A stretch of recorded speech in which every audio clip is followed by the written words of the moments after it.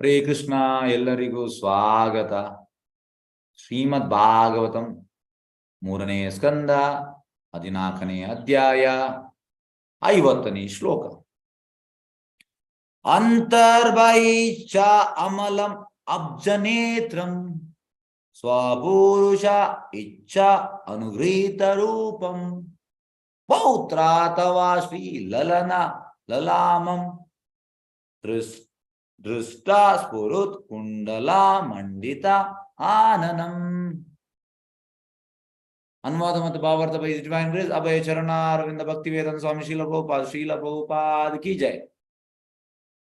ನಿನ್ನ ಮೊಮ್ಮಗನು ಸುಂದರಳಾದ ಅದೃಷ್ಟ ದೇವತೆಯನ್ನು ಪತ್ನಿಯಾಗಿ ಪಡೆದಿರುವ ದೇವೋತ್ತಮ ಪರಮಪುರುಷನನ್ನು ಒಳಗು ಹೊರಗು ಕಾಣಲು ಶಕ್ತನಾಗುತ್ತಾನೆ. ಭಗವಂತನು ಭಕ್ತನು ಬಯಸಿದ ರೂಪಧಾರಣ ಮಾಡಬಲ್ಲನು ಹಾಗೂ ಆತನ ವದನವು ಸದಾ ಕರ್ಣಗುಣಗಳಿಂದ ಅಲಂಕೃತವಾಗಿ ಸುಂದರವಾಗಿರುತ್ತದೆ.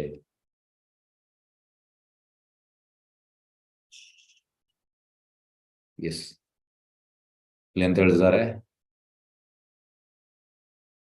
ನಿನ್ನ ಮೊಮ್ಮಗ ಭಗವಂತನನ್ನು ಒಳಗು ಕಾಣ್ತಾನೆ. ಹೇಗಂದ್ರೆ ಈ ನಾವು ಬೆಳಿಗ್ಗೆ ಸಂಜೆ ನರಸಿಂಹ ಭಜನೆ ಆಡ್ತೇವೆ. ನಮಸ್ತೆ ನರಸಿಂಗಾಯ ಪ್ರಹ್ಲಾದಲಾದ ದಾಯಿನಿ ಹಿರಣ್ಯಾಕಾಶಿ ಪೌರ್ವಕ್ಷ ಶಿಲಟಂಕ ನಕಾಲಾಯೇ ಈತೋ ನರಸಿಂಗ ಪರತೋ ನರಸಿಂಗ ಯತೋ ಯತೋ ಯಾಮಿ ತತೋ ನರಸಿಂಗ ಬಾಹಿರ್ ನರಸಿಂಗ ಹೃದಯ ನರಸಿಂಗ ಬಾಹಿರ್ ನರಸಿಂಗ ಹೃದಯ ನರಸಿಂಗ ನರಸಿಂಗ ಮಾದಿಂ ಶರಣಾಂ ಪ್ರಪದೆ. ಇಲ್ಲಿ ಬರುವಂತದ್ದು ಬಾಹಿರ್ ನರಸಿಂಗ ಹೃದಯ ನರಸಿಂಗ. ಹೊರಗೆ ಕೂಡ ಕಾಣ್ತಾನೆ, ಒಳಗೆ ಕೂಡ ಕಾಣ್ತಾನೆ. ವಿದಿನ್, ಇನ್ಸೈಡ್, ಹೊರಗೆ ಕೂಡ. ಈಗ ನಮ್ಗೆ ಹೇಗಂದ್ರೆ, ನಾವೀಗ ದೇವಸ್ಥಾನಕ್ಕೆ ಬರ್ತೇವೆ, ದೇವಸ್ಥಾನಕ್ಕೆ ಬಂದು ನಾವು ದೇವರನ್ನು ನೋಡ್ತೇವೆ, ಸ್ವಲ್ಪ ಹೊತ್ತು ನೋಡ್ತೇವೆ, ಕಣ್ಣು ಮುಚ್ಚಿದ ಮೇಲೆ ದೇವರಿಲ್ಲ, ನಮ್ಗೆ ಬೇರೆ ಥಾಟ್ಸ್ ಬರ್ತದೆ. ನಮ್ದು ರೆಸ್ಪಾನ್ಸಿಬಿಲಿಟಿ, ಅದು ಕರ್ತವ್ಯ ಉಂಟು. ಮಗನಿಗೆ ಇದು ಮಾಡಬೇಕು, ಮಗಳಿಗೆ ಇದನ್ನು ಮಾಡಬೇಕು, ಗಂಡನಿಗೆ ಇದು ಮಾಡಬೇಕು, ಹೆಂಡತಿಗೆ ಇದು ಮಾಡಬೇಕು, ತಂದೆಗೆ ಇದು ಮಾಡಬೇಕು, ತಾಯಿಗೆ ಇದು, ಅಕ್ಕನಿಗೆ ಇದು ಮಾಡಬೇಕು, ಅಣ್ಣನಿಗೆ ಇದು ಮಾಡಬೇಕು, ಆ ಫ್ರೆಂಡಿಗೆ ಇದು ಮಾಡಬೇಕು, ಇದು ಮಾಡಬೇಕು, ಅದು ಮಾಡಬೇಕು, ಇದು ಮಾಡಬೇಕು. ಅಬ್ಬಾ, ಎಷ್ಟು ಎಷ್ಟು ಯೋಚನೆಗಳು ಬರ್ತದೆ. ಈಗ ಎಸ್, ಎಲ್ಲರೂ ತಿರುಪತಿಗೆ ಹೋಗಿದ್ದೀರಲ್ಲ? ಓಕೆ, ಓಪನ್ ಅನ್ಮ್ಯೂಟ್ ಮಾಡ್ತಾ ಇದ್ದೇನೆ. ಎಸ್, ಎಲ್ಲರೂ ತಿರುಪತಿಗೆ ಹೋಗಿದ್ದೀರಾ? ಹೆಚ್ಚಿನವ್ರು ಹೋಗಿರ್ಬೇಕು ನನ್ನ ಪ್ರಕಾರ. ಹೋಗದವ್ರು ಯಾರಿಲ್ಲ, ಹೆಚ್ಚಿನವ್ರು ಹೋಗಿದ್ದೀರಿ. ಓಕೆ, ಈಗ ತಿರುಪತಿಯಲ್ಲಿ ಎಷ್ಟು ನಮಗೆ ದರ್ಶನ ಸಿಗ್ತದೆ? ಎಷ್ಟು ಹೊತ್ತು?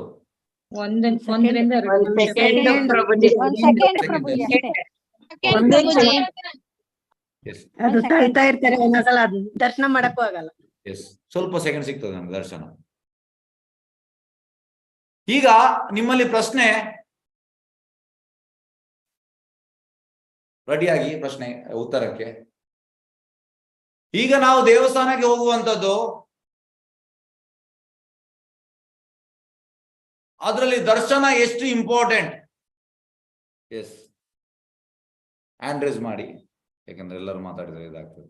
ಎಸ್, ದರ್ಶನ ಎಷ್ಟು ಇಂಪಾರ್ಟೆಂಟ್? ನಾವು ದೇವಸ್ಥಾನ ತಿರುಪತಿಗೆ ಹೋಗ್ತಾ ಇದ್ದೇವೆ, ದರ್ಶನ ಎಷ್ಟು ಇಂಪಾರ್ಟೆಂಟ್? ಎಸ್, ಮಲ್ಲಿಕಾ ಮಾತಾಜಿ, ಹರೇ ಕೃಷ್ಣ, ಹೇಳಿ. ಕೃಷ್ಣ ಪ್ರಭುಜಿ, ದರ್ಶನ 10% ಇಂಪಾರ್ಟೆಂಟ್ ಅಂತ ಕಾಣುತ್ತೆ. 90% ಭಗವಂತನ ಬಗ್ಗೆ ತಿಳ್ಕೊಳ್ಳೋದು. Yes, very good, very good. Yes, Kusuma, yes, Hare Krishna. Prabhuji, ನಾವ್ ಅಷ್ಟು ದೂರ ಹೋಗೋದೇ ದೇವ್ರ ದರ್ಶನಕ್ಕೆ, ಅಲ್ಲಿ ಬೇರೆ ನಮ್ಗೆ ಪ್ರವಚನಗಳಾಗ್ಲಿ ಬೇರೆ ಏನು ಸಿಗಲ್ಲ. ಅದರಿಂದ ದೇವ್ರ ದರ್ಶನ ಇಂಪಾರ್ಟೆಂಟ್ ಪ್ರಭುಜಿ. ದರ್ಶನ ಚೆನ್ನಾಗಾಗ್ಬೇಕು. ಎಸ್ ಎ ಮಂಜುಳಾ ಹೇಳಿ. ಹರೇ ಕೃಷ್ಣ ಗುರುಜಿ. ಅದು ಪುಣ್ಯಕ್ಷೇತ್ರ ಯಾವತ್ತಾದ್ರೂ ಹೋಗ್ಲೇಬೇಕು, ಒಂದ್ಸರ್ತಿ ಆದ್ರೂ ಹೋಗ್ತೀವಿ. ಆದ್ರೆ ಯಾವ ತರ ದೇವ್ರನ್ನ ನೋಡ್ಬೇಕು ಅಂತ ಗೊತ್ತಿರ್ಲಿಲ್ಲ. ಈಗ ಕೃಷ್ಣ ಪ್ರಜ್ಞೆಗ್ ಬಂದ್ಮೇಲೆ ಸ್ವಲ್ಪ ಹೆಚ್ಚಿಗೆ ಅರ್ಥ ಆಯ್ತು. ದೇವ್ರನ್ನ ನಾವು ಕೃಷ್ಣನಲ್ಲಿ ಎಷ್ಟು ಭಕ್ತಿ ಇದೆ ಅಷ್ಟು ನಮಗೂ ಸ್ವಲ್ಪ ಕೊಡಪ್ಪ ಅಂತ ಕೇಳ್ಬೇಕು ಅಂತ ಗೊತ್ತಾಯ್ತು ಗುರುಜಿ. ಓಕೆ, ಹರೇ ಕೃಷ್ಣ. ಎಸ್, ಈಗ ನಾನು ಸ್ಟಾರ್ಟ್ ಮಾಡ್ತೇನೆ. ಹಾಗಾಗಿ ಈಗ ಮಲ್ಲಿಕಾ ಮಾತಾಜಿ ಅಂತ ಹೇಳಿದ್ದಾರೆ, ಅದು ಕರೆಕ್ಟ್.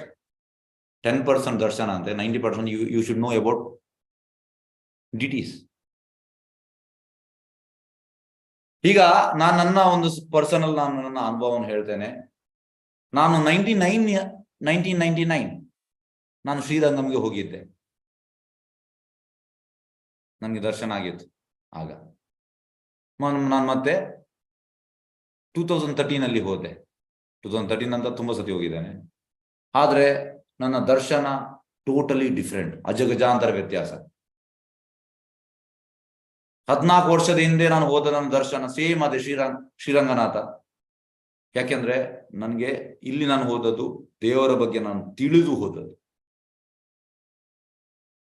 ಹಾಗಾಗಿ ಇಲ್ಲಿ ನಾವು ಹೇಳುವಂಥದ್ದು ಎಂತ ಅಂದ್ರೆ, ಹೊರಗು ನೋಡ್ತಾ ಇದ್ದಾನೆ, ಭಗವಂತನನ್ನು ನೋಡ್ಲಿಕ್ಕೆ ಆಗ್ತದೆ. ಆದ್ರೆ ನಮ್ಗೆ ಆ ಒಂದು ರಿಯಲೈಸೇಷನ್ ಇರ್ಬೇಕು, ನಮ್ಗೆ ಆ ಒಂದು ಜ್ಞಾನ ಇರ್ಬೇಕು.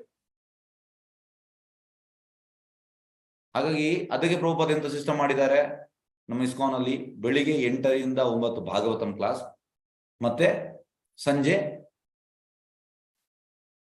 7:20 ರಿಂದ 8:15 ತನಕ, 7:15 to 8:15 ಭಗವದ್ಗೀತಾ ಕ್ಲಾಸ್. ಇದು ಪ್ರಭುಪಾದ್ ಮಾಡಿದಂತ ಇದು. ಯಾಕೆಂದ್ರೆ ದೇವಸ್ಥಾನಕ್ಕೆ ಬಂದವರು ದೇವರ ಬಗ್ಗೆ ತಿಳಿಬೇಕು. ದೇವರ ಬಗ್ಗೆ ನಾವು ತಿಳಿದ ಮೇಲೆ ನಮಗೆ ಒಳಗು ಹೊರಗು ನೋಡ್ಲಿಕ್ಕೆ ಆಗ್ತದೆ. ಆದ್ರೆ ಸುಲಭ ಅಲ್ಲ ಇದು. ನಾವೀಗ ದೇವರನ್ನು ಜಸ್ಟ್ ಈಗ ಸೆಕೆಂಡ್ಗೆ ನೋಡ್ಬೋದು, ಆದ್ರೆ ಮತ್ತೆ ಸದಾ ದೇವರನ್ನು ನೋಡ್ಲಿಕ್ಕೆ ಆಗುದಿಲ್ಲ. ನಾವೀಗ ಆ ಪ್ಲಾಟ್ಫಾರ್ಮ್ಗೆ ಬರ್ಲಿಲ್ಲ, ಆದ್ರೆ ಆ ಪ್ಲಾಟ್ಫಾರ್ಮ್ಗೆ ಬರಬಹುದು. ಆ ಪ್ಲಾಟ್ಫಾರ್ಮ್ಗೆ ಬರಬಹುದು. ಈಗ ನಾನು ನನ್ನ ಒಂದು ಸಣ್ಣ ಒಂದು ಎಕ್ಸಾಂಪಲ್ ಹೇಳ್ತೇನೆ.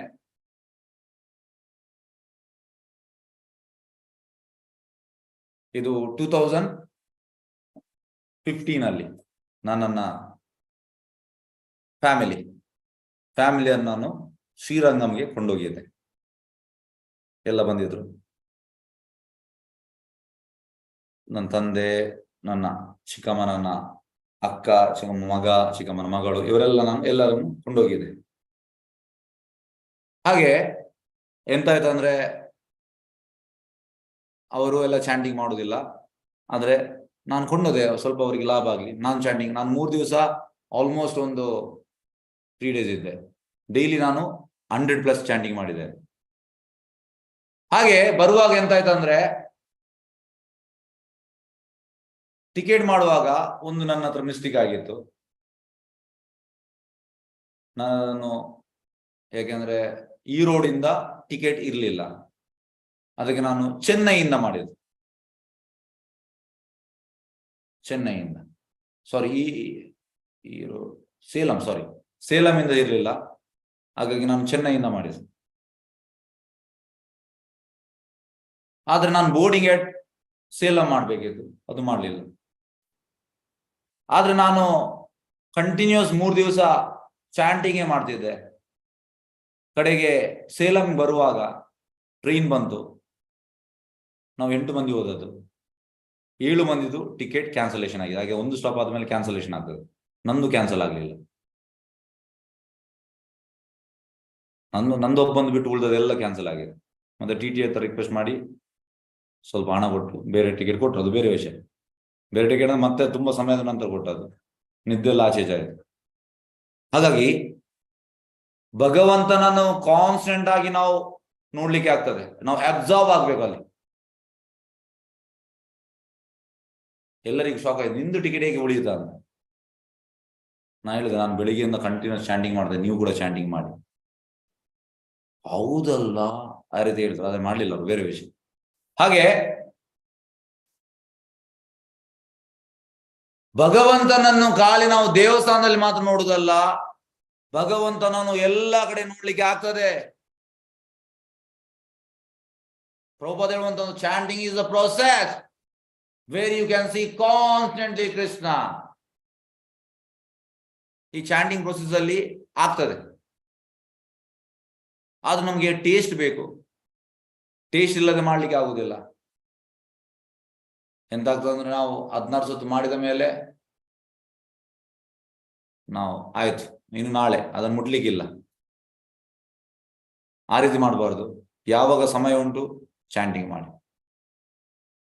ಯಾಕೆಂದ್ರೆ ಚಾಂಟಿಂಗ್ ಇಂದ ನಮ್ಗೆ ನಿಜವಾಗಿ ಕೃಷ್ಣನ ನೋಡ್ಲಿಕ್ಕೆ ಆಗ್ತದೆ, ನಿಜವಾಗಿ ನೋಡ್ಲಿಕ್ಕೆ ಆಗ್ತದೆ. ಹಾಗೆ ಇಲ್ಲಿ ಪರೀಕ್ಷಿತ್ ಮಹಾರಾಜನಿಗೆ ಇಲ್ಲಿ ಪ್ರಹ್ಲಾದ್ ಮಹಾರಾಜನಿಗೆ ಎಂತ ಒಳಗು ಹೊರಗು ಕಾಣ್ತಾ ಇದ್ದ, ಶಕ್ತನಾಗುತ್ತಾನೆ.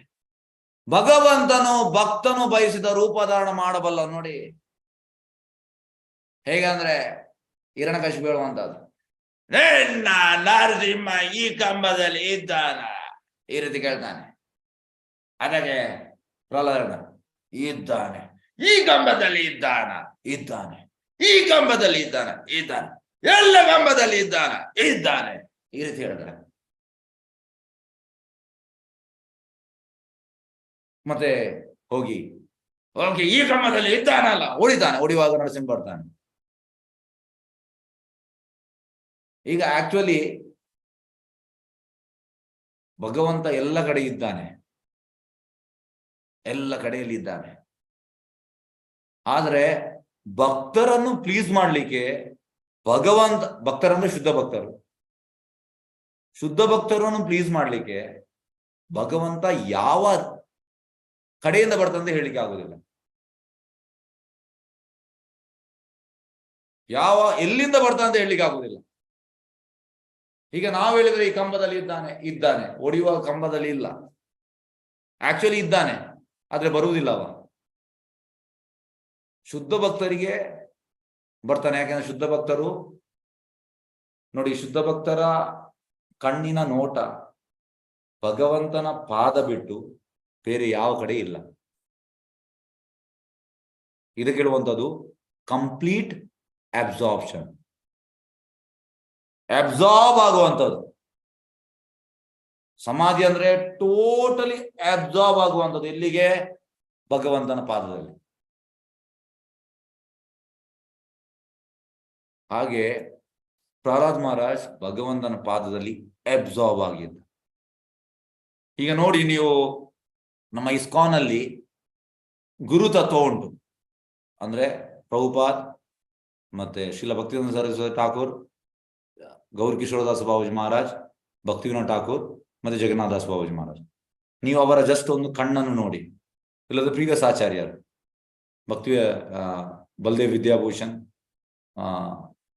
ವಿಶ್ವನಾಥ್ ಚಕ್ರವರ್ತಿ ಠಾಕೂರ್, ನರೋತ್ತಮ ದಾಸ್ ಠಾಕೂರ್, ಶ್ರೀನಿವಾಸ ಆಚಾರ್ಯ, ರಾಮಚಂದ್ರ, ಕೃಷ್ಣನಾಥ್ ಕವಿರಾಜ್ ಗೋಸ್ವಾಮಿ, ಲೋಕನಾಥ್ ಗೋಸ್ವಾಮಿ, ಆರ್ ಗೋಸ್ವಾಮಿಗಳು, ಇವ್ರದೆಲ್ಲ ನೀವು ಕಣ್ಣಿನ ಒಂದು ಇದನ್ನು ನೋಡಿ. ಅದು ಟೋಟಲಿ ಭಗವಂತನ ಪಾದಕ್ಕೆ ಅಬ್ಸಾರ್ಬ್ ಆಗಿದೆ. ಆಚೆ ಡಿವಿಯೇಟ್ ಆಗುದಿಲ್ಲ. ನೀವು ಎಂಥದೇ ಮಾಡಿ ಅವರು ಅಲ್ಲಿ ಫಿಕ್ಸ್ ಆಗಿದ್ದಾರೆ. ಅದೇ ರೀತಿ ಪ್ರಹ್ಲಾದ್ ಮಹಾರಾಜ್ ಕೂಡ ಟೋಟಲಿ ಅಲ್ಲಿ ಅಬ್ಸಾರ್ಬ್ ಆಗಿದ್ದಾರೆ. ಇದಕ್ಕೆ ಹೇಳುವಂಥದ್ದು ಸಮಾಧಿ. ಭಗವಂತನ ಪಾದದಲ್ಲಿ ಅಬ್ಸಾರ್ಬ್ ಅಂದ್ರೆ ಭಗವಂತನ ಸೇವೆಯಲ್ಲಿ ಅಬ್ಸಾರ್ಬ್ ಆಗುವಂಥದ್ದು. ಯಾಕೆ ನಾವು ಸೇವಕರು. ಪ್ರಭು ಹೇಳುವಂಥದ್ದು serving Krishna is our constitutional position. ಈಗ ನಮ್ಗೆ ಮೊನ್ನೆ ವೋಟ್ ಆಗ್ಲಿಕ್ಕೆ ಇತ್ತು. ನಮ್ಮ ಪ್ರಜಾಪ್ರಭುತ್ವ ಹಕ್ಕು ವೋಟ್ ಆಗುವಂಥದ್ದು. ಅದೇ ರೀತಿ ನಮ್ಮ ಪ್ರಜಾಪ್ರಭುತ್ವ ಹಕ್ಕು ಎಂತಂದ್ರೆ ಭಗವಂತನ ಸೇವೆ ಮಾಡೋದು ನಮ್ಮ ನಿಜವಾದ ಹಕ್ಕು. ಅದನ್ನ ನಾವು ಮಾಡ್ತಾ ಇಲ್ಲ. ವೋಟ್ ಹಾಕ್ಲಿಕ್ಕೆ ಹೋಗ್ತೇವೆ, ಹೀಗೆ ಫಿಂಗರ್ ಎಲ್ಲ ನಾವು ತೋರಿಸ್ತೇವೆ, ಸ್ಟೇಟಸ್ ಎಲ್ಲ. ಎಂತ ಇದು ವೋಟ್? ಪ್ರಭುಪಾದ ಹೇಳುವಂಥದ್ದು this vote is democracy, demon gone crazy. ಯಾಕೆಂದ್ರೆ ಪ್ರಭುಪಾದ ಹೇಳುವಂಥದ್ದು ಹಿಂದಿನ ಕಾಲದಲ್ಲಿ ವೋಟಿಂಗ್ ಯಾರಿಗೆ ಇತ್ತು? ಯಾರು ಹೇಳ್ಬೋದು? ಹ್ಯಾಂಡ್ ರೈಸ್ ಮಾಡಿ. ಹಿಂದಿನ ಕಾಲದಲ್ಲಿ ವೋಟ್ ಹಾಕ್ಲಿಕ್ಕೆ ಯಾರಿಗಿತ್ತು? ಎಸ್, ಯಾರಾದ್ರೂ ಹೇಳ್ಬೋದಾ? ಎಸ್, ಮಲ್ಲಿಕಾ ಮಾತಾಜಿ, ಹರೇ ಕೃಷ್ಣ ಹೇಳಿ. ಬ್ರಾಹ್ಮಣರಿಗೆ, ವೈಷ್ಣವರಿಗೆ, ಋಷಿ ಮುನಿಗಳಿಗೆ ಮತ್ತೆ ಎಲ್ಲ ಸನ್ಯಾಸಿಗಳಿಗೆ. Yes, very good, very good, very good. Yes, ನೋಡಿ, ಇವರಿಗೆ ಊಟ ಆಗ್ಲಿಕ್ಕೆ ಪರಮಹಂಸರಿಗೆ ಮಾತಾಜಿ ಹೇಳಿದ್ ಕರೆಕ್ಟ್. ಪ್ರಭುಪಾದ ಹೇಳುವಂಥದ್ದು that is real voting. Prabhupada ಹೇಳುವಂಥದ್ದು the person who is standing for election is a shudra. The people who are casting, they are also less than Shudras. The person who is standing is less than Shudras. He is, Prabhupada ಕೆಲವು ಹೇಳ್ತಾರೆ, is 100 class Shudra, is Panchama, is 10th class Shudra. ಈ ರೀತಿ ಎಲ್ಲ ಪ್ರಭುಪಾದ ಹೇಳಿದ್ದಾರೆ. And person who is casting vote is also 100 class Shudra. ಹೇಗೆ select ಮಾಡ್ಲಿಕ್ಕೆ ಆಗ್ತದೆ? ಹೇಗಂದ್ರೆ ನಾಯಿ ಇನ್ನೊಂದು ನಾಯಿಯನ್ನು ಸಿಲೆಕ್ಟ್ ಮಾಡುವಂತದ್ದು. ಎಂತ ನಾಯಿ ಇನ್ನೊಂದು ನಾಯಿಯನ್ನು ಸಿಲೆಕ್ಟ್ ಮಾಡಿದ್ರೆ ಯಾವ ರೀತಿ ಇರ್ತದೆ? ಸಿಲೆಕ್ಟ್ ಮಾಡ್ಲಿಕ್ಕೆ ಕೆಪೇಬಲ್ ಪರ್ಸನ್ ಬೇಕು, ಅವ ಸಿಲೆಕ್ಟ್ ಮಾಡ್ಬೇಕು. ಅಂದ್ರೆ ಬ್ರಾಹ್ಮಣಾಸ್, ವೈಷ್ಣವಾಸ್, ಪರಮಹಂಸಾಸ್, ಋಷೀಸ್ ಅವರು ಸಿಲೆಕ್ಟ್ ಮಾಡ್ತಾ ಇದ್ರು ರಾಜನನ್ನು. ಹಾಗಾಗಿ ಅದಕ್ಕೆ ಪ್ರಭುಪಾದ ಹೇಳುವಂತ ಡೆಮನ್ ಗಾನ್ ಕ್ರೇಜಿ. ಡೆಮನ್ ಅಂದ್ರೆ ರಾಕ್ಷಸರು, ಕ್ರೇಜಿ, ಹುಚ್ಚರಾಗಿದ್ದಾರೆ. ರಾಕ್ಷಸರು ಹುಚ್ಚರಾದ್ರೆ ಎಂತ ಮಾಡ್ತಾರೆ? ಎಲ್ಲವನ್ನು ನಾಶ ಮಾಡ್ತಾರೆ. ಹಾಗೆ ನಮ್ಗೆ ನಾವೀಗ ಎಂತ ಫಿಂಗರ್ ಅಂತ ಮೊನ್ನೆಲ್ಲ ಸ್ಟೇಟಸ್ ಅಲ್ಲಿ, yes I have casted vote. ಎಂತ ಕಾಸು? ನಮ್ಗೆ ಆಕ್ಚುಲಿ ರೈಟ್ಸೇ ಇಲ್ಲ ವೋಟ್ ಆಗ್ಲಿಕ್ಕೆ. ವೋಟ್ ಹಾಕ್ಲಿಕ್ಕೆ ರೈಟ್ಸ್ ಇರುವಂತದ್ದು ಉನ್ನತ ಮಟ್ಟದ ಪರಮಹಂಸರಿಗೆ. ಪರಮಹಂಸರು ವೋಟ್ ಹಾಕ್ಬೇಕು, ನಮ್ಮಂತವರಲ್ಲ. ಅವ್ರಿಗೆ ಗೊತ್ತಿರ್ತದೆ ಎಸ್ ಯಾರನ್ನು ಸಿಲೆಕ್ಟ್ ಮಾಡ್ಬೇಕು, ಸರಿಯಾದನ್ನು ಸಿಲೆಕ್ಟ್ ಮಾಡ್ತಾರೆ. ಈಗ ಎಲ್ಲ 1,000 ಕೊಟ್ರೆ, ಕುಡಿಲಿಕ್ಕೆ ಕೊಟ್ರೆ, ರಾತ್ರಿ ಎಲ್ಲ ಮೊನ್ನೆಲ್ಲ ಕೊಡ್ತಾ ಇದ್ರು, ಮರು ದಿವಸ ಹೋಗಿ ಎಸ್ ಅವನಿಗೆ ಹಾಕ್ತಾರೆ. ಕೆಲವರಿಗೆ 7 ದಿವಸ ಕಂಟಿನ್ಯೂಸ್ 1,000 ಕೊಡಿ, ಕೆಲವರಿಗೆ 2,000 ಅಂತ ವೋಟ್ ಹಾಕ್ಲಿಕ್ಕೆ. ನೋಡಿ, ಹಣ ಕೊಟ್ಟೆಲ್ಲ ಎಂತ.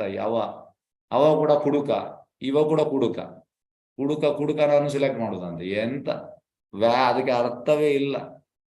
ಅದಕ್ಕೆ ಹೇಳೋದು ಪ್ರಭುಪಾದ ಟೋಟಲಿ ನಾನ್ ಸೆನ್ಸ್. ನಮಗೆ ಸ್ವಲ್ಪ ಬೇಜಾರಾಗ್ಬೋದು, ಆದ್ರೆ ಇದು ಸತ್ಯ ಸಂಗತಿ. ನೋಡಿ, ಪ್ರಭುಪಾದ ಹೇಳುವಂತ ಸತ್ಯ ಸಂಗತಿ ಹೇಳುವಾಗ ನಮ್ಗೆ ಸ್ವಲ್ಪ ಒಳಗೆ ನೋವಾಗ್ತದೆ. ಎಂತ ಮಾಡ್ಲಿಕ್ಕೆ ಆಗ್ತದೆ? ನೋವಾದ್ರೆ ಏನ್ ಮಾಡ್ಲಿಕ್ಕೆ ಆಗುದಿಲ್ಲ. ಇದೇ ರೀತಿ ಪ್ರಭುಪಾದ ಹೇಳುವಂಥದ್ದು one set of rascal is no better than other set of rascal. ಅಂದ್ರೆ ಬೋತ್ ಪೊಲಿಟಿಷಿಯನ್, ಬೋತ್ ಪಾರ್ಟಿ, ಯಾವ್ದು ಪಾರ್ಟಿ ಉಂಟು ಅದಕ್ಕೆ ಪ್ರಭುಪಾದ ಹೇಳುವಂಥದ್ದು. ಯಾಕೆಂದ್ರೆ ಅವನಿಗೆ ಗೊತ್ತಿಲ್ಲ goal of life is to please Krishna ಅಂತ ಗೊತ್ತಿಲ್ಲ, ಬೇರೆ ಎಲ್ಲ ಮಾಡ್ತಾನೆ. ಅದನ್ನ ಬಿಟ್ಟು ಉಳಿದದೆಲ್ಲ ಮಾಡ್ತಾರೆ.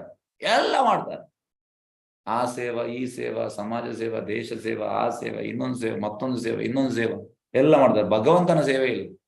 ಭಗವಂತನ ಸೇವೆಗೆ ಲಾಸ್ಟ್ ಅದು ಇಲ್ಲವೇ ಇಲ್ಲ. ಅವರ ಎಂತ ಹೇಳುವಂಥದ್ದು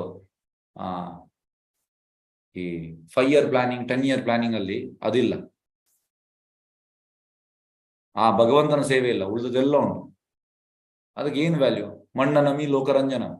it is like a decorating dead body. ಎಷ್ಟೇ ನೀವು ಮಾಡಿ ಆ ಸೇವೆ, ಈ ಸೇವೆ, ಭಗವಂತ ಇಲ್ಲದಿದ್ರೆ ಸತ್ತ ದೇಹಕ್ಕೆ ಡೆಕೋರೇಟ್ ಮಾಡಿದ ಹಾಗೆ, ಏನು ವ್ಯಾಲ್ಯೂ ಇಲ್ಲ. ಅದಕ್ಕೆ ಪ್ರಭುಪಾದ ಹೇಳುವಂಥದ್ದು total this system is disgusted. ಹಾಗಾಗಿ ನಾನು ಎಂತ ಹೇಳಿಕ್ಕೆ ಬಯಸಿದೆ ಅಂದ್ರೆ, ನಮ್ಮ ಕಾನ್ಸ್ಟಿಟ್ಯೂಷನಲ್ ಪೊಸಿಷನ್ ಭಗವಂತನ ಸೇವೆ ಮಾಡೋದು, ಇದು ಅವನಿಗೆ ಗೊತ್ತುಂಟು. ಯಾರಿಗೆ? ಪ್ರಹ್ಲಾದ್ ಮಹಾರಾಜಿಗೆ ಗೊತ್ತುಂಟು. ಪ್ರಹ್ಲಾದ್ ಮಹಾರಾಜ್ ಹೇಳುವಂತದ್ದು, ಹಿರಣ್ಯಕಶಿಪುನ ಕೊಂದ ಮೇಲೆ ಪ್ರಹ್ಲಾದ ಹೋಗ್ತಾನೆ, ಹೋದ ಕೂಡಲೇ ರಕ್ತದ ಕೈಯಲ್ಲಿ ಆಶೀರ್ವಾದ ಮಾಡ್ತಾನೆ ನರಸಿಂಹ.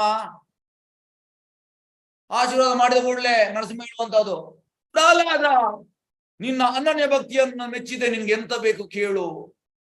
ಪ್ರಹ್ಲಾದ ಹೇಳುವಂತದ್ದು, ನಾನು ನಿನ್ನೊಟ್ಟಿಗೆ ಬಿಸ್ನೆಸ್ ಮಾಡುದಲ್ಲ, ಎಂತ ಬೇಕು ಅಂತ ಕೇಳು. ಎಂತ ನಮ್ದು ಬಿಸ್ನೆಸ್ ಡೀಲಿಂಗ?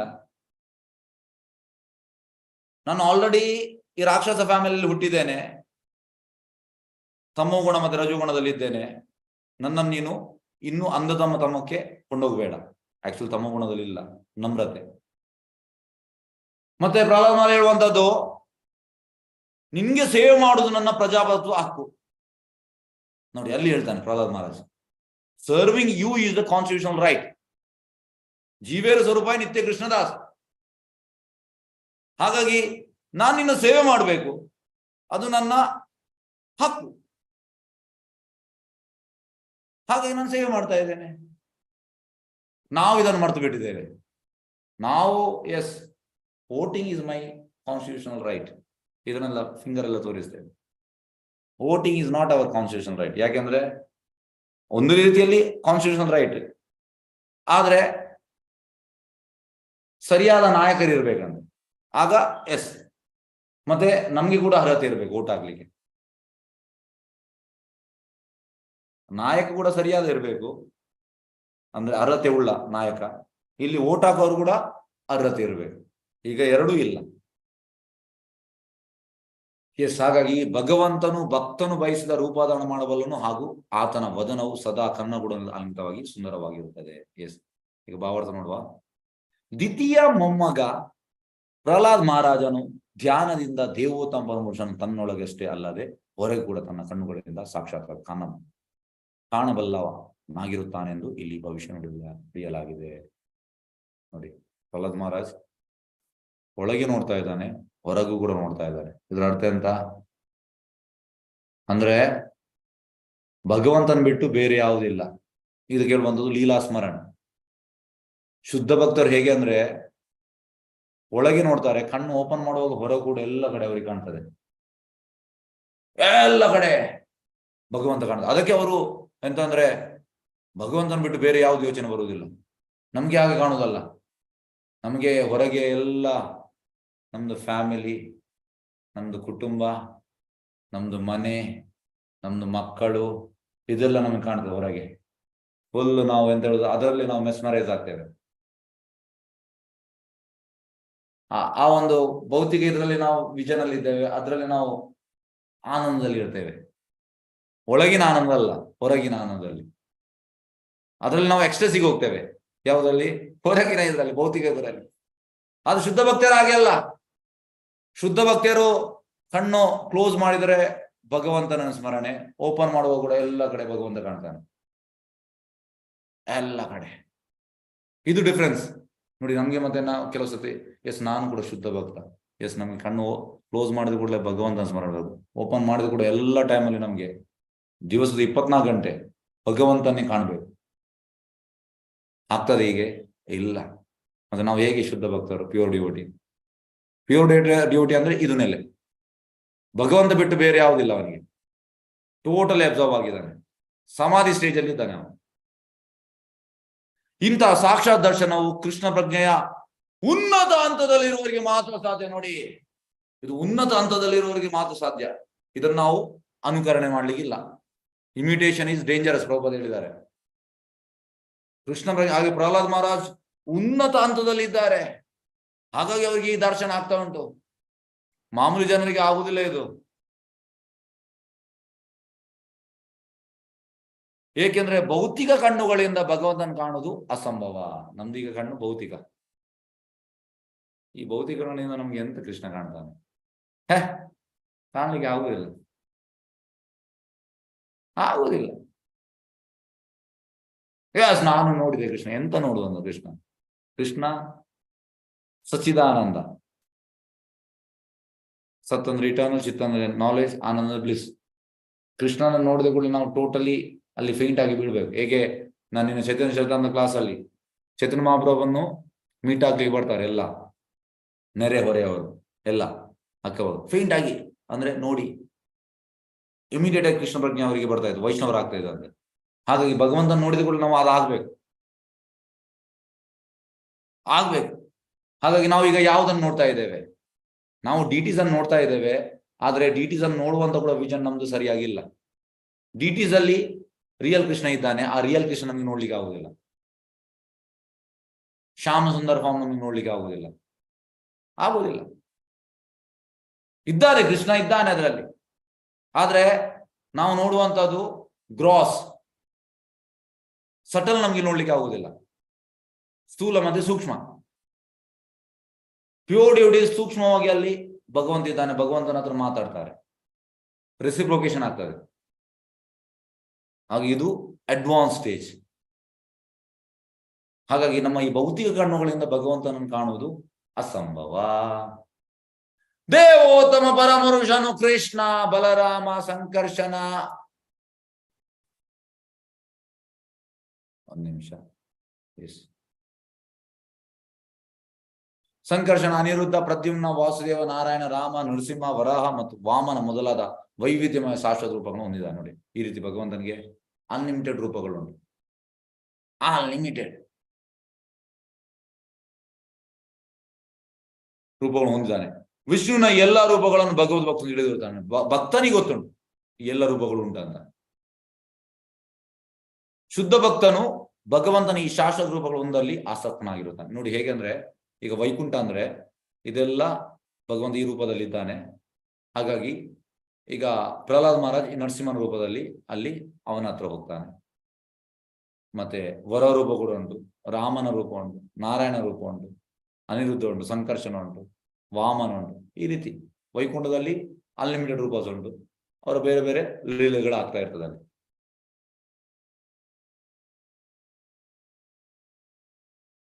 ಆಸಕ್ತನಾಗಿರುತ್ತಾನೆ. ಹಾಗೂ ಭಗವಂತ ಅಪೇಕ್ಷಿತ ರೂಪದಲ್ಲಿ ಅವನಿಗೆ ಕಾಣಿಸಿಕೊಳ್ಳಲು ಇಚ್ಛಿಸುತ್ತಾನೆ. ಹೇಗಂದ್ರೆ ಇವ ಬಲಿ ಮಹಾರಾಜ್ ವಾಮನ ರೂಪದಲ್ಲಿ, ನರಸಿಂಹ ಪ್ರಹ್ಲಾದನಿಗೆ ನರಸಿಂಹ ರೂಪದಲ್ಲಿ, ಹನುಮಾನಿಗೆ ರಾಮನ ರೂಪದಲ್ಲಿ. ಹಾಗಾಗಿ ಯಾವ ಭಕ್ತರು ಯಾವ ಇದರಲ್ಲಿದ್ದಾರೆ ಆ ರೂಪದಲ್ಲಿ ಅಲ್ಲಿ ವೈಕುಂಠದಲ್ಲಿ ಅವರು ಸೇವೆ ಮಾಡ್ತಾ ಇರ್ತಾರೆ. ಭಕ್ತನು ಭಗವಂತನ ರೂಪದ ಬಗ್ಗೆ ಇಚ್ಛಾನುಸಾರ ಯಾವುದೇ ಕಲ್ಪನೆ ಮಾಡಿಕೊಳ್ಳುವುದಿಲ್ಲ. ಅಲ್ಲದೆ ಭಗವಂತ ನಿರಾಕಾರನೆಂದಾಗಲಿ ಭಕ್ತನಲ್ಲದವನು ಅಪೇಕ್ಷಿತ ರೂಪ ಪಡೆಯುತ್ತಾನೆಂದಾಗಲಿ ಆತ ಎಂದು ಭಾವಿಸ. ನೋಡಿ, ಭಗವಂತ ನಿರಾಕಾರ ಅಲ್ಲ, ಭಗವಂತನಿಗೆ ರೂಪ ಉಂಟು, ಭಕ್ತನಿಗೆ ಗೊತ್ತುಂಟು. ಆದ್ರೆ ಯಾರು ಭಕ್ತ ಅಲ್ಲ ಅವ ಹೇಳ್ತಾನೆ ನಿರಾಕಾರ ಅಂತ. ಇಲ್ಲ, ತಪ್ಪು. ಭಕ್ತನಲ್ಲ ಭಗವಂತನ ರೂಪದ ಕಲ್ಪನೆ ಇರುವುದಿಲ್ಲ. ನೋಡಿ, ಯಾರು ಭಕ್ತನಲ್ಲ ಅವನಿಗೆ ಭಗವಂತನ ರೂಪದ ಕಲ್ಪನೆ ಇರುವುದಿಲ್ಲ. ಹೀಗಾಗಿ ಮೇಲೆ ಹೇಳಿದ ಭಗವಂತನ ಯಾವ ರೂಪಗಳನ್ನು ಆತ ಯೋಚಿಸಲಾರ. ಆದರೆ ಭಕ್ತನು ಭಗವಂತನನ್ನು ಕಂಡಾಗಲೆಲ್ಲ ಆತ ಸದಾ ಶಿಲ್ವೆಯಾದ ತನ್ನ ಸಂಗಾತಿ ಲಕ್ಷ್ಮಿ ಸಮೇತ ತುಂಬಾ ವೈಭವದಿಂದ ಅಲಂಕೃತವಾಗಿರುವ ರೂಪದಲ್ಲಿ ಕಾಣುತ್ತಾನೆ. ಅಂದ್ರೆ ಅಲ್ಲಿ ಭಗವಂತನೊಟ್ಟಿಗೆ ಅವನ ಲೈಫ್ ಪಾರ್ಟ್ನರ್ ಇದ್ದಾಳೆ. ಇಲ್ಲಿ ಲಕ್ಷ್ಮಿ, ನಾರಾಯಣನೊಟ್ಟಿಗೆ ಲಕ್ಷ್ಮಿ ಇದ್ದಾಳೆ. ಅವಳು ತುಂಬಾ ಅಲಂಕೃತವಾಗಿ ವೈಭವದಿಂದ ಕಾಣುತ್ತಾನೆ. ಹೇಗೆ ಅಂದ್ರೆ ಈ 4 ಕುಮಾರರು ಕೂಡ, ಕುಮಾರರು ನಾರಾಯಣ ಬರ್ತಾನೆ, ಅವನೊಟ್ಟಿಗೆ ಲಕ್ಷ್ಮಿ ಕೂಡ ಇರ್ತಾಳೆ. ಆಗ ಟೋಟಲಿ ಅವರಲ್ಲಿಗೆ ಮೆಸ್ಮರೈಸ್ ಆಗ್ತಾರೆ, ಅಟ್ರಾಕ್ಟ್ ಆಗ್ತಾರೆ. ಭಕ್ತ ಅಟ್ರಾಕ್ಟ್ ಆಗ್ತಾನೆ. ಶ್ಲೋಕ 51. ಮೈತ್ರೇಯ ವಾಚ ಶ್ರುತ್ವಾ ಭಾಗವತಂ ಪೌತ್ರಂ ಅಮೋದತ ಧಿತೀವೃಷಂ ಪುತ್ರಯೋಚ ವದಂ ಕೃಷ್ಣಾತ್ ವಿದಿತ್ವಾ ಆಸೀತ್ ಮಹಾಮನ. ಮೈತ್ರ ಮುನಿಗಳು ಹೇಳಿದರು, ತನ್ನ ಮೊಮ್ಮಗನು ಮಹಾಭಕ್ತನಾಗುವನು ಹಾಗೂ ತನ್ನ ಮಕ್ಕಳು ಕೃಷ್ಣನಿಂದ ಹತರಾಗುವರೆಂದು ಕೇಳಿದ ರೀತಿಯು ಮನಸ್ಸಿನಲ್ಲಿ ತುಂಬಾ ಸಂತೋಷಪಟ್ಟರು. ಈಗ ನೋಡಿ, ಅವಳು ಸಂಧ್ಯಾ ಟೈಮಲ್ಲಿ ಅವಳಿಗೆ ಎಂತ ಹೇಳುವಂಥದ್ದು, ಅವಳು ಸೆಕ್ಸ್ ಮಾಡಿದ್ಲು. ಇದರಿಂದ ಅವಳಿಗೆ ರಾಕ್ಷಸರು ಹುಟ್ಟಿದ್ರು. ಹಾಗಾಗಿ ಅವಳಿಗೆ ಟೆನ್ಷನ್ ಇತ್ತು. ಆದ್ರೆ ಈಗ ಎಂತ ಆಯ್ತು ಅಂದ್ರೆ ಅವಳ ಟೆನ್ಷನ್ ದೂರವಾಯಿತು. ಯಾಕೆ? ಅವಳಿಗೆ ಮೊಮ್ಮಗ ಭಕ್ತನಾಗ್ತಾನೆ ಅಂತ ಗೊತ್ತಾಯ್ತು.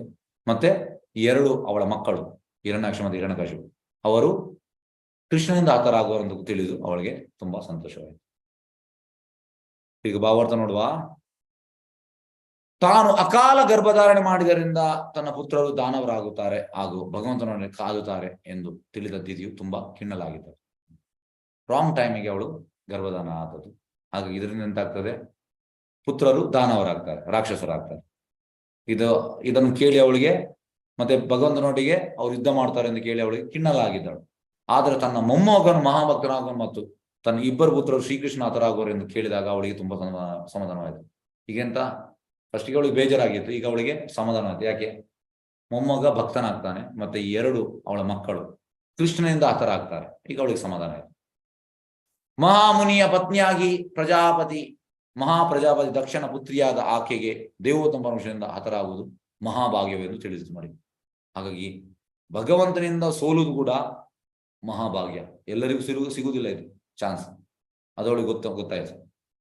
ಕೃಷ್ಣನು ಪರಾತ್ಮನಾದ್ರಿಂದ ಆತನ ಹಿಂಸಾತ್ಮಕ ಹಾಗೂ ಅಹಿಂಸಾತ್ಮಕ ಕೃತ್ಯಗಳೆರಡು ಪರಾತ್ಪರ ವೇದಿಕೆಯಲ್ಲಿ ನಡೆಯುತ್ತದೆ. ಭಗವಂತ ಮಾಡಿದೆಲ್ಲವೂ ಪರಾತ್ಪರ ಮೇಲೆ.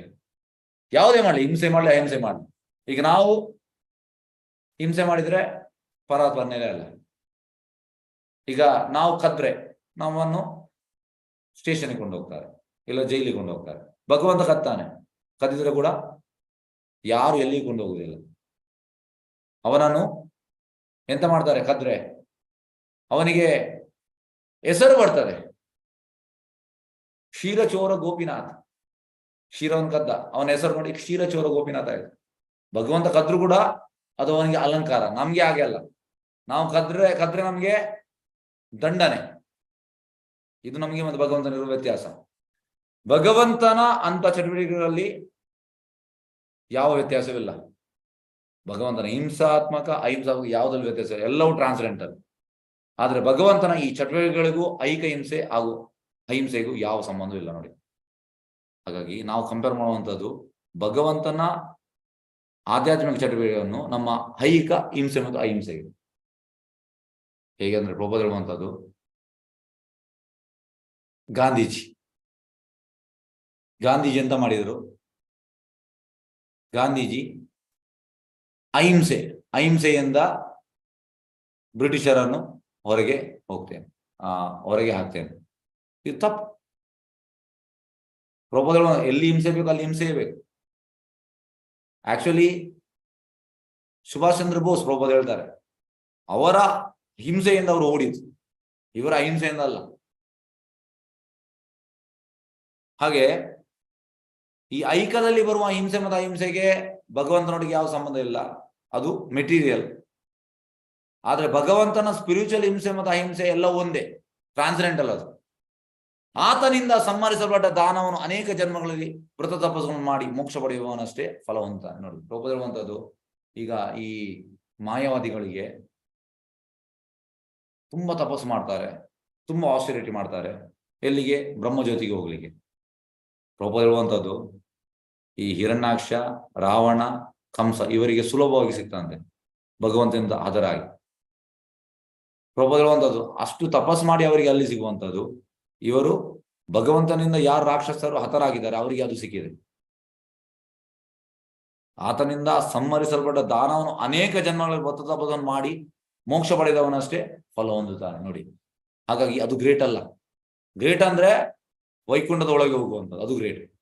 ವೃಷಂ ಎಂಬ ಪದವು ಇಲ್ಲಿ ಮಹತ್ವದಾಗಿದೆ, ಏಕೆಂದರೆ ದ್ವಿತೀಯು ತನ್ನ ನಿರೀಕ್ಷೆಗಿಂತ ಹೆಚ್ಚು ಸಂತೋಷಪಟ್ಟಳು. ಅವಳ ಎಕ್ಸ್ಪೆಕ್ಟೇಷನ್ಗಿಂತ ಜಾಸ್ತಿ ಅವಳಿಗೆ ಖುಷಿ ಆಯ್ತಂತೆ ಎಂಬುದನ್ನು ಅದು ಸೂಚಿಸುತ್ತದೆ. ಇಲ್ಲಿಗೆ ಶ್ರೀಮದ್ ಭಾಗವತದ 3ನೇ ಸ್ಕಂದದ ಸಂಧ್ಯಾ ಸಮಯದಲ್ಲಿ ದ್ವಿತೀಯ ಗರ್ಭಾಧಾರಣೆ ಎಂಬ 14ನೇ ಅಧ್ಯಾಯದ ಭಕ್ತಿವೇದ ಭಾವಾರ್ಥವು ಮುಗಿಯಿತು. ಹರೇ ಕೃಷ್ಣ.